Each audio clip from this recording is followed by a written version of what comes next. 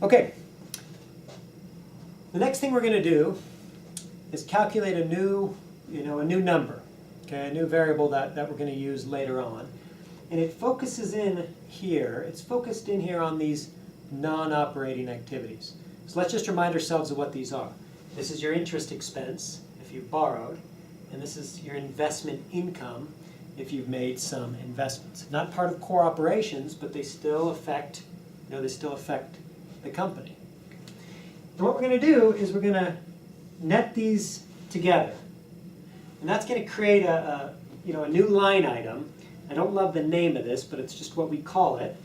It's called pre-tax NNE. Pre-tax net non-operating expenses. How do you calculate that? Well, it's quite simple. You just, if this is the meat, you just calculate the difference in the two slices of bread here, right? So operating income minus your pre-tax income, that'll sort of net everything in between. Okay, so let's get that calculation up. How do we calculate pre-tax NNE? Well, that's our operating income, okay, minus our pre-tax income. Okay, and that gets us to our pre-tax NNE. Now, this raises this idea of there being two different types of companies, net borrowers and net investors. So if we think about it, if you're a net borrower, well then in general you'll probably have more interest expense than you will have offsetting investment income. Okay. Or on the other side, if you're a net investor, okay, you might have more investment income than interest expense. Okay.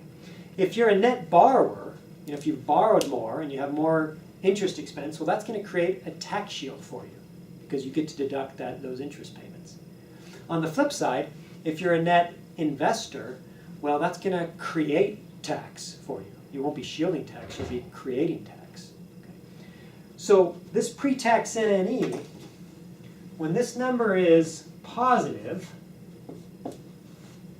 okay, when is it positive? It's positive when operating income is bigger than pre-tax income. That's the case when you have a tax shield. Because here we have a net borrower. Okay? And when pre-tax NNE is negative, okay, well that's when we are creating tax. Okay, we are a tax creator, because in this case we have a net investor. So let's just review. Your non-operating activities, they can either shield tax, that typically happens when we borrowed, or your net operating activities can create tax, okay, because you've invested. Okay. And we're going to use, this idea is going to be important to understand when we calculate our next important line item, and that is NOPAT. Okay. For now, we need to just have this idea. It's important you have this idea in your head.